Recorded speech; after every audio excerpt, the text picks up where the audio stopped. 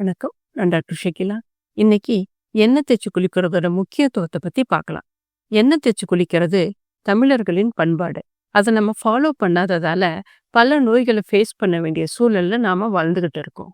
நமக்கு சித்தர்கள் எண்ணெய் தேய்ச்சி குளிக்கிறத பத்தி பல விதமா சொல்லியிருக்காங்க.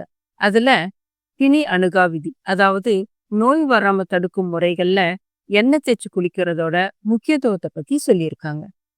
எண்ணெய் தேய்ச்சி குளிக்கிறது உடல் சூட்டை குறைக்கும், உடல் வறட்சியை போக்கும், உடல் சூட்டுனால வரக்கூடிய வெள்ளைப்படுதலை தடுக்கும். இதனால இன்ஃபெர்டிலிட்டிக்கு கூட மருந்தா செயல்படும். கண்ணுக்கு குளிர்ச்சியை தரும். கண்ணு குளிர்ச்சி ஆகும்போது லிவர் கூல் ஆகும். லிவர் கூல் ஆனா பிபி குறையும், டயபெட்டிக் லெவலை கண்ட்ரோல் பண்ணும், கண் நரம்புகளுக்கு புத்துணர்ச்சியை கொடுக்கும்.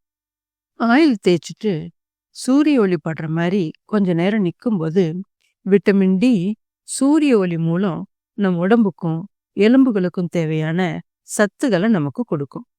தோல் மிருதுவாகவும் பளபளப்பாக இருக்கவும் ஹெல்ப் பண்ணும். மலச்சிக்கலை போக்கும், ஹேர் ஃபாலை குறைக்கும், உஷ்ணத்தால ஏற்படுற வயிற்று வலியை போக்கும். உச்சந்தலை, தொப்புள், உள்ளங்கை, உள்ளங்கால் இந்த இடத்துல எல்லாம் தேய்ச்சி குளிக்கும் போது பிளட் சர்க்குலேஷனை இம்ப்ரூவ் பண்றது மட்டும் இல்லாம உடல் பாகங்கள்ல இருக்கிற வர்மா மற்றும் அக்குப்ரெஷர் புள்ளிகள் தூண்டி விடுறதால அனைத்து உடல் உறுப்புகளுக்கும் எனர்ஜி கிடைக்கும், பித்தம் குறையும். உடல் சூடு தான் எல்லா நோய்க்கும் காரணம். உடல் சூட்டை குறைச்சாலே பல நோயிலிருந்து விடுபடலாம். ஆயில் பாத் எடுக்கிறதுனால மூல நோயிலிருந்து விடுபடலாம்.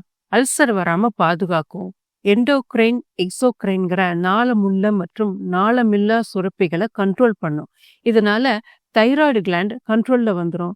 அதனால தைராய்டும் கண்ட்ரோல்ல வந்துடும்.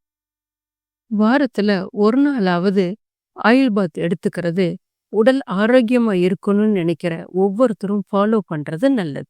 ஆயில் பாத்துக்கு நல்லெண்ணெய் 3 பங்கு, விளக்கெண்ணெய் 1 பங்கு சேர்த்து காய்ச்சி இது கூட கடுகு, சீரகம், மிளகு, வெந்தயம், மஞ்சிஷ்டா, கோரக்கிழங்கு இது எல்லாத்தையும் போட்டு அதோட எசன்ஸ் இறங்குற வரைக்கும் கொதிக்க விட்டு அதை ஆறுனதுக்கு அப்புறம் கொஞ்சம் வெது வெதுப்பா இருக்கும்போது தேய்ச்சு சூரிய ஒளி இருக்கும்போதே மதியம் உச்சி வெயிலுக்கு முன்னாடி குளிச்சிடணும்.